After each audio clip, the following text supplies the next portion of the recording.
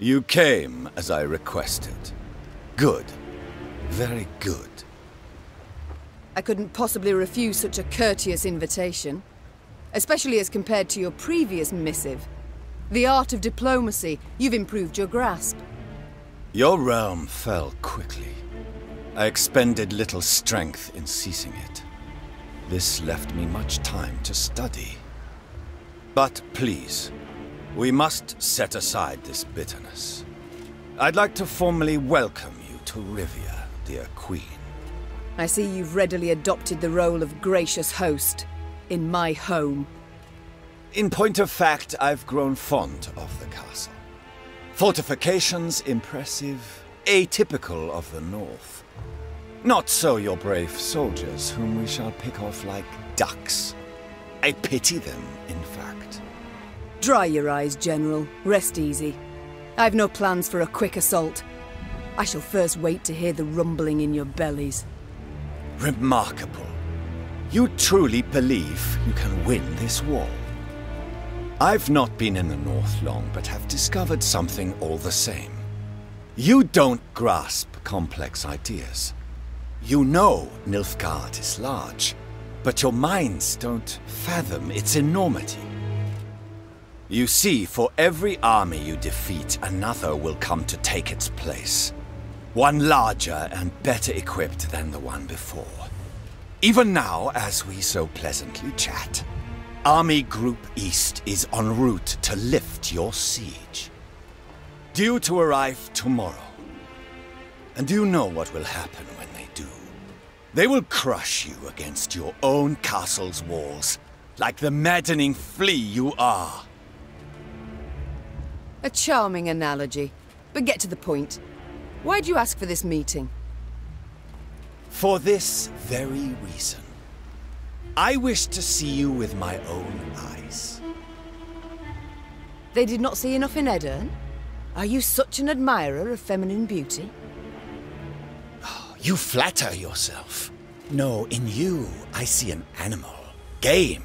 Prey. And as the hunt's due to start soon, I needed a more detailed image of the beast I'll be looking for. You? On a hunt? Those delicate hands have never held spear or bow. Nout sharper than a letter opener, I wager. Tomorrow you will not be on a hunt. Tomorrow you will be at war. You best pray to all your gods you don't find me. Without awaiting a response from General Ep Dahi, Meve pivoted and turned toward camp. Her pace was quick, despite a heavy heart.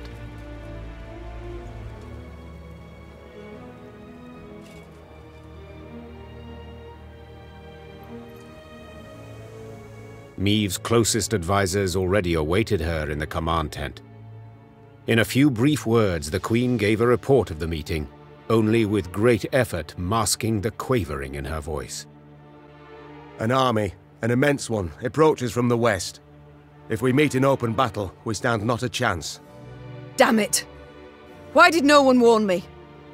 Our scouts were discovered, captured. It must be that. Yes, it didn't seem right. Our way so clear, so untroubled. We must flee? Not at all heroic, I admit, but sure as hell better than being trampled into the dirt.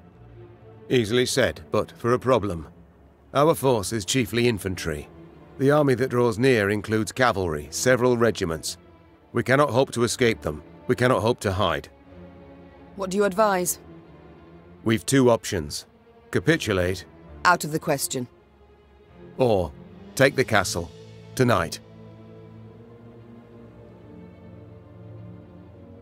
Suppose for a moment it's possible. Tell me how and at what cost. Are we to scale a mountain of comrades' corpses to reach the top of the wall? I know we're at war and many die, but to command our troops to take that citadel is to condemn them to certain death. Rivia's walls are unassailable, I fully agree. But there's more than one way to take any fort, and this fort too. I think I like where this is going. I know this citadel like no one else. I know its one potential weakness. The boat landing. Wait, that narrowest of piers between the two turrets? The one where the fishermen would land? The same. As I'm sure you recall, Your Grace, at that narrow pier's end stands a narrow door leading straight into the fortress. A small detachment could approach unnoticed, overwhelm any sentries, and get inside. What then? They would need to pass through the fort to the winch in the guardhouse, open the gate for the rest of the force. That is suicide. Perhaps, but as options go, we have it alone. And I'm to choose to send folk there. Most certainly to die. You needn't choose anyone, for I volunteer, and will take only those willing to do the very same. Bloody wretched plan. And you've a better one, do you? Of course. I'll go instead. Beg your pardon? I don't. Face it, Reynard, you couldn't sneak past a corpse. Sound like a bloody tambourine in that armour. Apart from which, you're Meve's right hand. So you ought to be by her side when the fighting starts. Firstly, Reynard, I'm grateful. Well done, my friend. Thank you, Your Grace. But truth be told, I did indeed hear you walking to the tent from the other side of camp. And yes, you know Rivia Castle better than anyone else, but the assault must transpire silently. Gascon will lead the force. Understood, Your Grace. Cheers, Meve. I'll try not to disappoint. You won't, I'm sure. God speed you on your way, and please, try your damnedest not to die. Gascon hand-picked his men, those most adept with daggers, not swords. Noiselessly, they glided through the dark toward the castle, the light of its lanterns blurred by the evening mist. Meve watched anxiously as the boats glided away, her heart pounding in her ears. All depended on this mission. The fate of her realms, perhaps all the North, the lives of her troops, and her own. Now there was naught she could do but wait. Good luck, she whispered, gazing at the fortress walls, cloaked by the dark that seemed to surround all now. And just when you thought things were about to get dull. You see to the winch! We'll hold them off!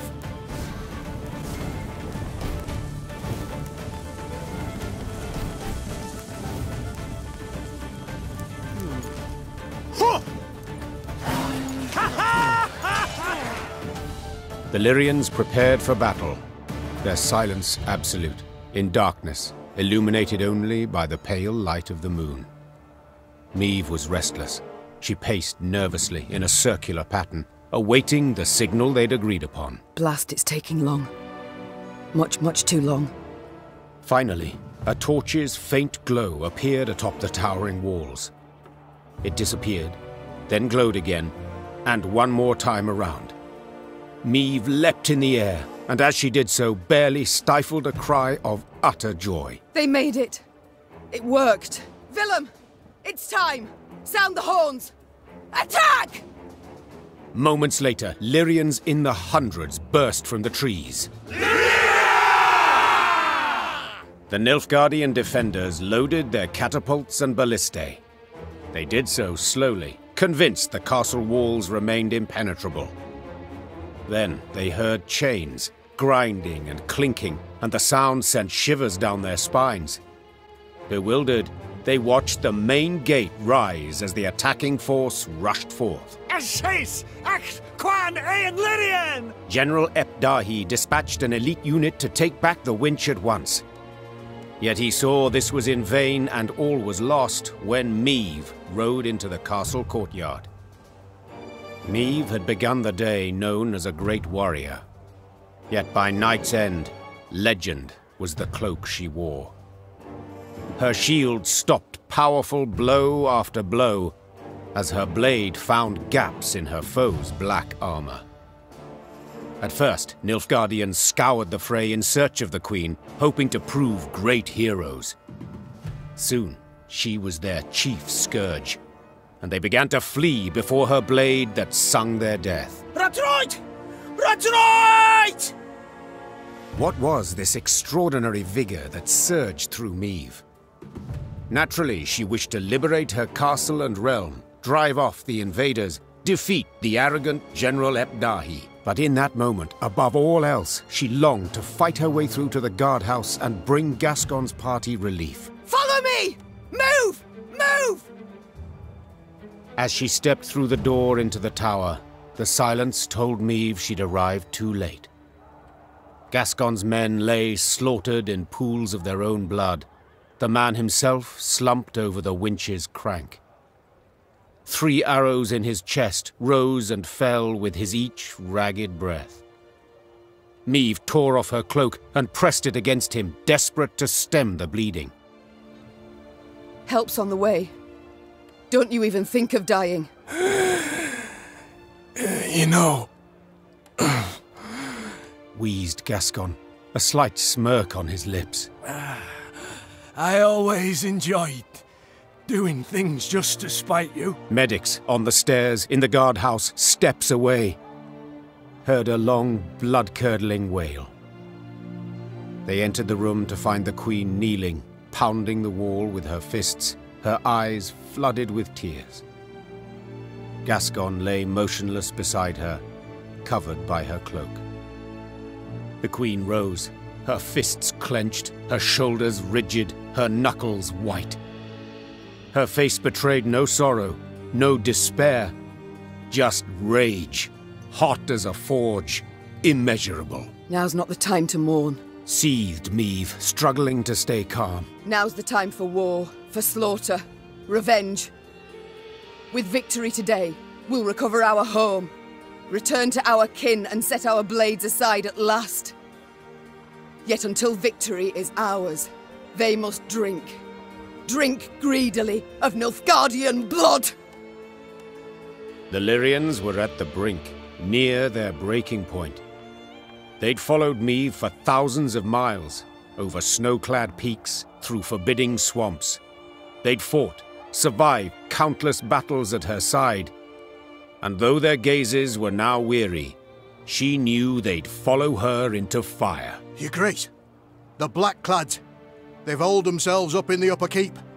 We went to breach the wall, alas to no avail. Meve nodded, twirled her sword, then leapt upon a mount. Her eyes spoke pure determination. So will bloody well try again. This is the end, Ebdahi. Do you hear me? I shall stick your head on a pike! I must thank you. Your fortress has superbly solid walls. Ha! Fools! I'm surrounded by fools!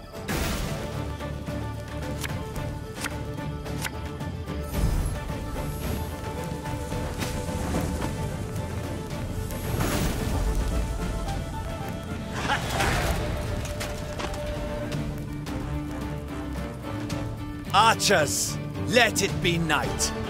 Obscure the sun with arrows.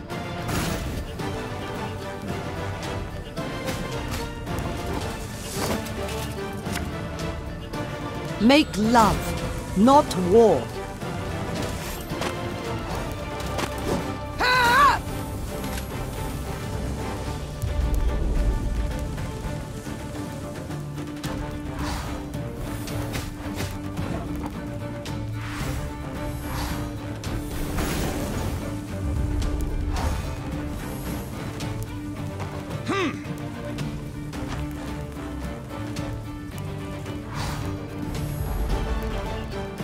Where is he? Tell me where!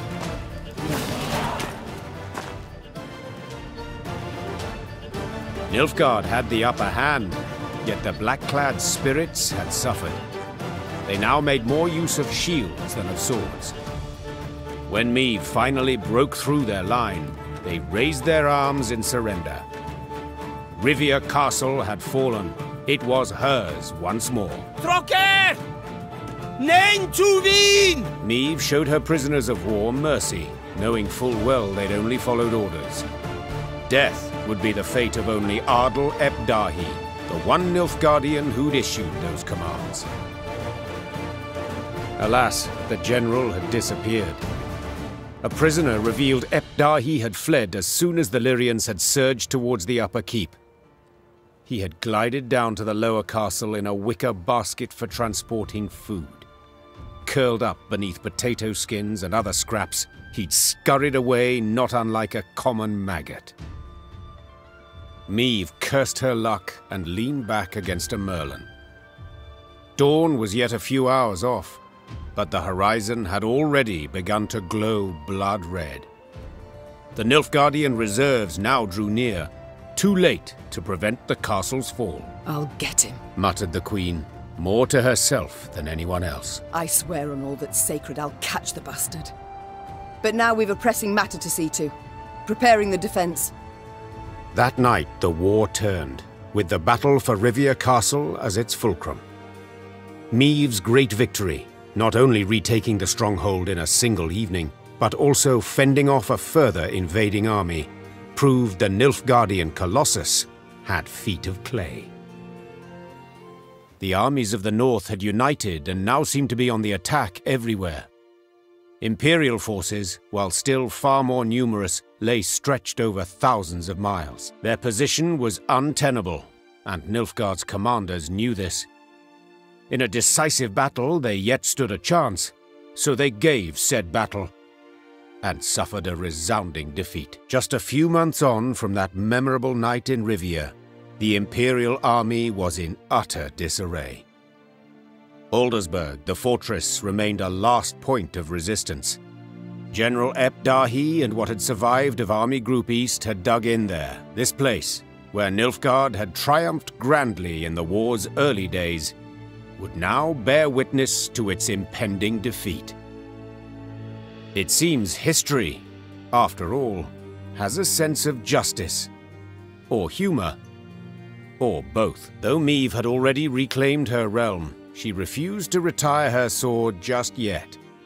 For King Demavend had requested her aid in purging Edirn of the invader. How could she refuse? She owed the king a favor, firstly.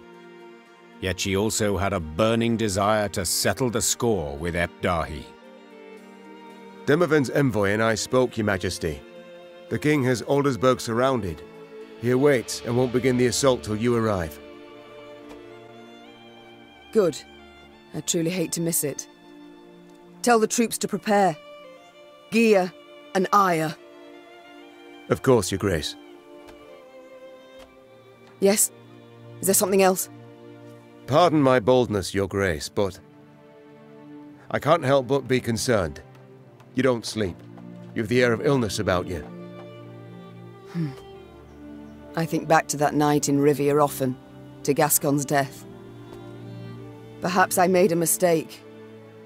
Perhaps he didn't have to die. He didn't, Your Majesty. He needn't have been there at all. I'm a soldier. I swore to serve you. Gascon, not so. He might have left at any time. Guilt, pity trouble you, Your Grace, I know. But he signed on willingly and knew exactly what for. Gascon gave his life for he thought you worthy of it. There's no greater proof of friendship, no greater gift one can give. Accept it, Your Grace, and remember him with gratitude, not sorrow.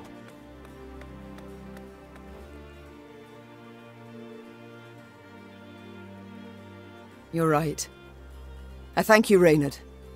That I needed to hear. We've talked enough. We must march on to Aldersburg. The war nears its end. What next for Reynard Odo? Whatever you command, Your Grace. Is something amiss, my lady?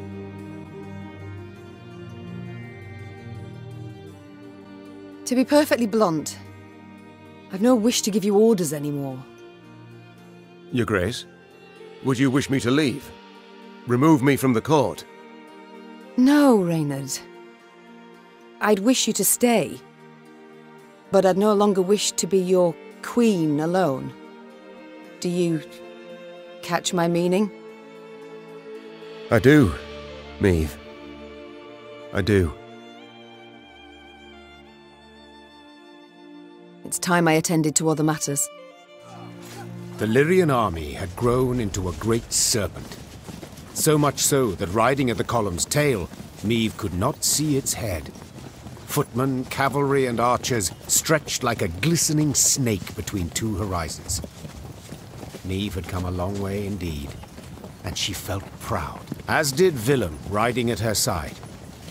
At first, the troops had eyed the prince suspiciously, if not with hatred. But they'd watched him fight for weeks now, and saw him as one of their own. Suddenly, Meve heard angry cries and the clash of steel against steel, all at the column's front. Those ranks! To the left! March left! Support the flank! Meve drew her sword, spurred her horse, and galloped forward along the line of troops. Then, through the swirling battle dust, she spotted shimmering golden suns. Normally disciplined, determined to an extreme, these Nilfgaardians quickly broke rank and ran. Deserters! Leaderless, Your Grace. A scout reported. Headed south, they was, towards the frontier. Chained prisoners now sat along the dusty road. Meve stopped in front of one. He was ragged and unshaven. Flies had taken an interest in his poorly bandaged hand. Spotting the Queen, he lowered his head and quivered with terror. I know you take us for savages, began Meve, her gaze passing over several scraggy black clads. But fear not. We shan't flay you alive nor eat you for dinner. And when a truce is signed, you'll be sent home, where I most sincerely hope you'll stay this time. As the Queen mounted her horse, she barely concealed a grimace. Her thighs were sore and chafed, her hands raw from the reins. But she bit her lip and rode on, for the prize was now very near. Meve was listening to a scout's report when screams suddenly burst from the prisoner transport. In a moment, Meve bore witness to a truly macabre sight. The Nilfgaardian captives to whom she had recently been merciful lay dead, massacred in cold blood among the camp's tents. Blast it all! Seethed the Queen, looking at the bloodied corpses. Those responsible for the deed, peasants from the quarry at Ravencloft, Meve had welcomed into her ranks. The harm they'd endured from Nilfgaardians wielding whips, this was what had festered in their hearts and minds. The Rivians couldn't accept that their oppressors had gone unpunished. So they took matters into their own hands, in defiance of the Queen. There's fiends, not folk! Cried the peasants, now armed and in uniform. They was owed this, plain and simple. It had been justice by a mob, and Meve knew it should not go unpunished. Yet at the last, ignoring her advisor's counsel, she left the former slaves' fate for their commanders to decide. For the Queen had grown weary of choosing between two evils, each one darker than the other. Meve noticed one of her scouts, a certain Corporal Larkin, halt his mount and train his gaze on the woods. Your Grace, I thought I heard something, could have sworn. A whisper, maybe, but... No. It's all gone quiet. I think I might have imagined it, in fact. Imagined? Meve placed her hand on his shoulder. No one has sharper senses than you. If you claim to have heard something, it's worth a closer look. Corporal Larkin saluted, then rode past the trees. Suddenly in shadow, he keenly scanned his surroundings. Something caught his attention.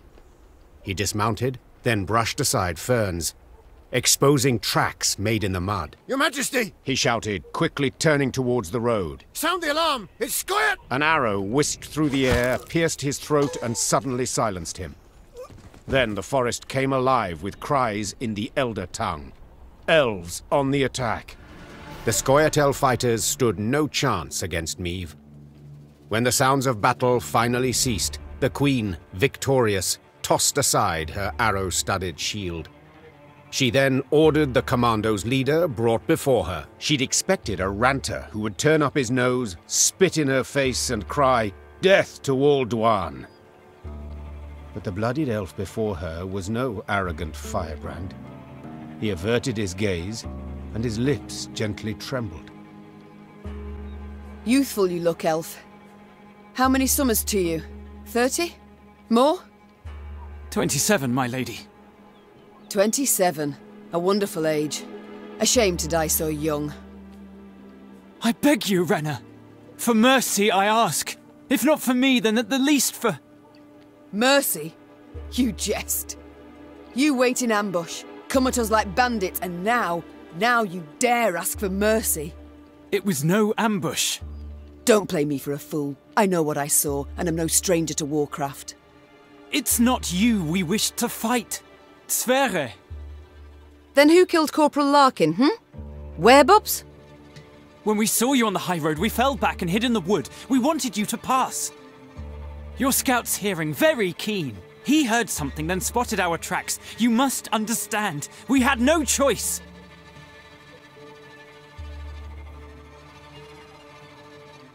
You know you might have surrendered. Like Dristan's commando. Is that what you mean?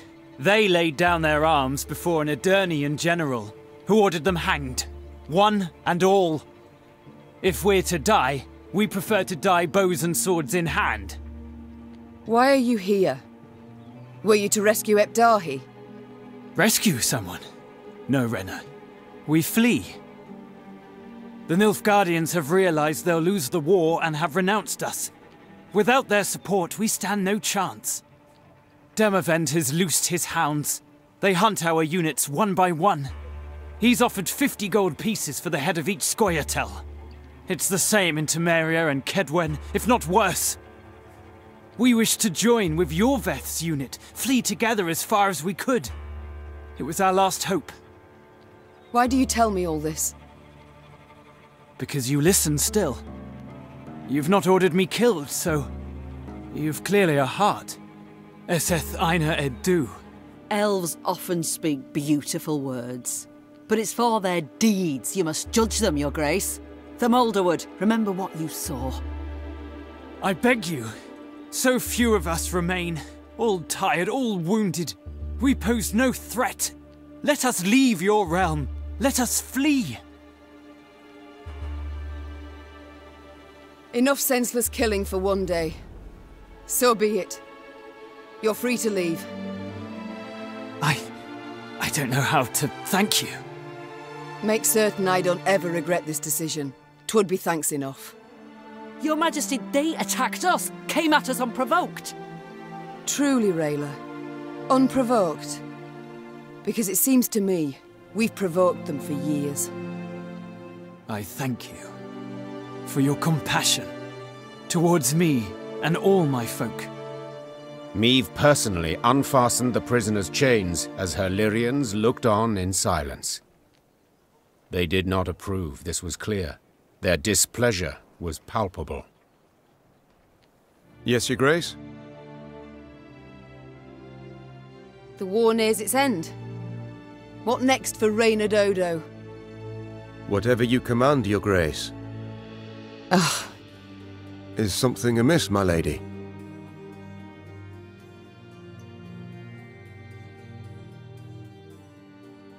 To be perfectly blunt, I've no wish to give you orders anymore. Your Grace, would you wish me to leave? Remove me from the court? No, Reynard. I'd wish you to stay. But I'd no longer wish to be your queen alone. Do you catch my meaning? I do, Meve. I do. It's time I attended to other matters. The Lyrian corps neared Aldersburg, and it could not have been on a more idyllic day. The sun shone, birds sang, trees rustled in a light breeze. But Meve saw it as she had at the war's start. Walls illumined by a fire's glow, the cries of fleeing civilians, the stench of burning flesh. As on that day, Aldersburg was under siege. Yet this time, Eden's flags fluttered in the field, while Nilfgaard's tattered sons crowned the fort's towers. The Queen found Demavend's tent without difficulty. Made of sheets of silk edged with silver thread, it positively shone. Seems the realm's restored to a virtuous path, muttered Meve. Aha! There she is! Queen Meve, savior of the North. the Sun Slayer. Mockery I don't appreciate. I wouldn't dare. Not my words, those. You've been painted thus in song. Master Dandelion himself wrote a ballad, The Battle for the Bridge. If you take the bard at his word, you're as fierce with a blade as any witcher. Is that jealousy I hear? To be perfectly honest, Meve, it is. For I hadn't the pluck nor resolve. And when all the North tucked tail went to shite, you alone stepped up and bared your fangs. Let it be a lesson for the future to us all. You called out the future. Tell me, how's your son? Baldwin. Growing like a weed he is. And the spitting image of his old man. Good news all, especially given the mother's profession. She's now Countess Demeretta of Gullet, a lady of the court. Oh, your lawful wife must be thrilled. Hard to say in truth. I've not seen her in some time. Duty keeps me away, you understand. You work hard, I'm certain. Many a night, too. You might say so indeed. But enough about me. As we're chirping away like two gossips in the field, do tell me, what of Villem? He's here with me. In chains, perhaps? No. In coronet and robes. We came to an understanding. What's past is past. A lesson for the future? What do you mean? My dear, this war won't change a bloody thing, you know. Nilfgaard will be Nilfgaard, the North the North. We'll sign a truce, the Blackclads will turn tail towards home, but the old borders don't satisfy us so. I'm perfectly satisfied with them, thank you. And I just wish other folk would respect them too. Meve. You're one hell of a warrior, but you're no strategist at all. Your perspective, you've got to broaden it. Nilfgaard, we cannot allow it to regain strength and spirit, else we'll face another invasion within a decade or two. Measures are required. Preventive, preemptive, whatever the learned call it. Build an army, a vast one. Wait in ambush. And when they least expect it, break their bloody spine. Just think if we were to join forces. Enough. I don't wish to hear it. Won't even entertain the thought. I'll help you take Aldersburg, but then I'll go home, where, God's willing, I'll live to a ripe old age. As you wish. We can mount the assault at any time, but... But? My scouts report a small Nilfgaardian force approaching from the south. They've stayed off the roads, moved only under the cover of night, escorting someone. Who? I've no notion. Could be a mage. Devilishly unpredictable, that lot. Could wreak havoc in our ranks. Either way, before we rush at the walls, we must make certain they don't reach Aldersburg at all. I shall see to it.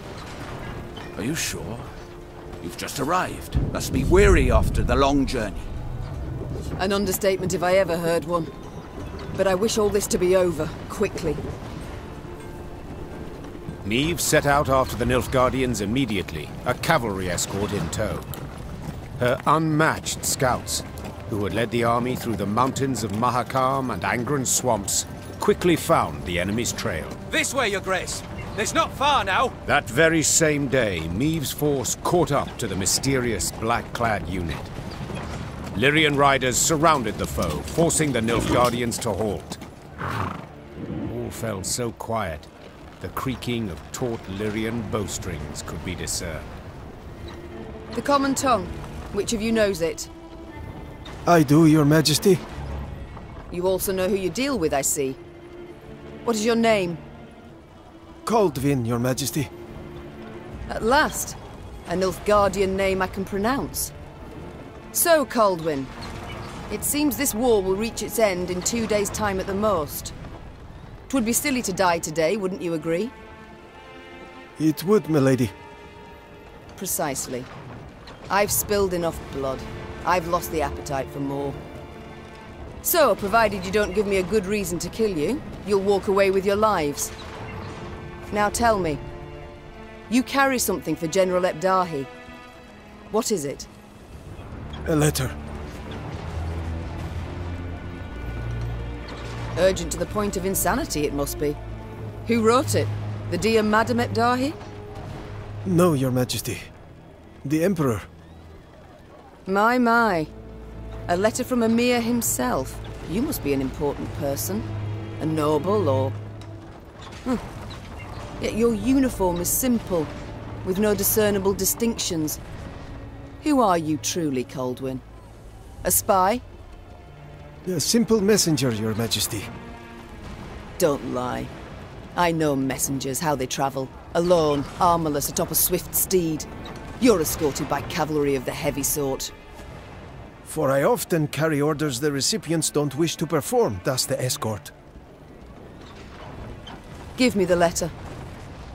I've sworn to deliver it to General Ebdahi, or to die in the quest to do so. Oh, very well. My translator shall read this letter, then return it to you. You shall break no vow, and who knows? You might even survive. And if I refuse? Guess. So be it. I accept your offer. Meve's translator cracked the seal and read. And as he read, his eyes grew wide as saucers. Then he whispered in the Queen's ear. Truly, and you're certain you're not mistaken. The wonders of this world. Coldwyn, consider this your lucky day. I allow you to complete your mission, with one proviso. And that is? That when you hand him the letter, you will give the General my regards. As Coldwyn and escort set off towards Aldersburg, the Lyrian soldiers looked at their queen with disbelief. To leave a Nilfgaardian to fulfill a secretive task. Meve failed to stifle a rather mean laugh. They'll understand tomorrow, she thought. General Ebdahi had prefaced Lyria's and Rivia's invasion with a series of arrogant demands. The Nilfgaardian had been impudent, as he had felt sure he'd achieve a quick and decisive victory. Yet several months on, he too received an ultimatum. One signed by Emperor Emir var Emreis himself. The missive was concise and left no room for interpretation.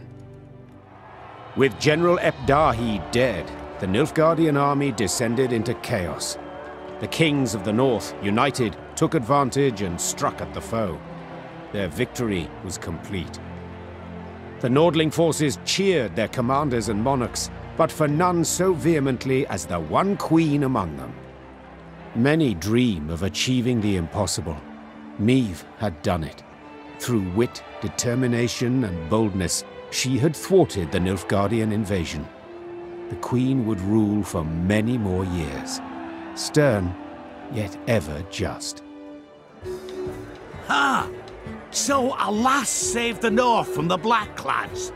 That is one way to put it. Well, I'll be damned. And a chap, she find herself one in the end? Leave it be. Bloke's been spinning the tale all night. Story's done. Time we got some shut-eye. Yes. Particularly as we've yet a long road before us. Phew. Throat must be parched as old leather after all that. Except, I'm itching to know what happened to the lot of them. Reynard, Gascon. Ah, very well. Whom shall we start with? Villem? He worked hard to regain his mother's trust and respect. Took on many daring missions, regardless of the risks. The lad who Nilfgaard had wielded as a tool now sowed terror along its borders, and appeared a successor most worthy of Meve. Meve spared no expense in bidding Gascon farewell. his peer lords themselves bore the casket, and soldiers in parade dress beat the funeral drums. The Duke of Dogs, a marauder, was interred with honours befitting the truest of royals. Though Nilfgaard owed its defeat chiefly to Meve, in the Empire her name was uttered with utmost respect. Returning soldiers spoke in awed tones of her courage and generosity, referring to her as Gwaedin, the tenacious one. With the advent of peace, tensions waned. Lyria's and Rivia's disparate races seemed to live harmoniously, side by side. The Queen pressed for new laws aimed at curbing oppression.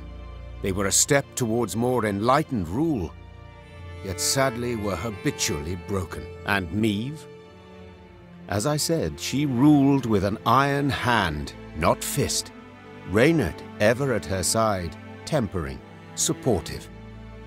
No longer a general and trusted advisor, he had to the Queen become something more. Much, much more. And now, if you'd allow me... Course. Leave him be, lads. Let him get some rest. Till the time comes for the next tale.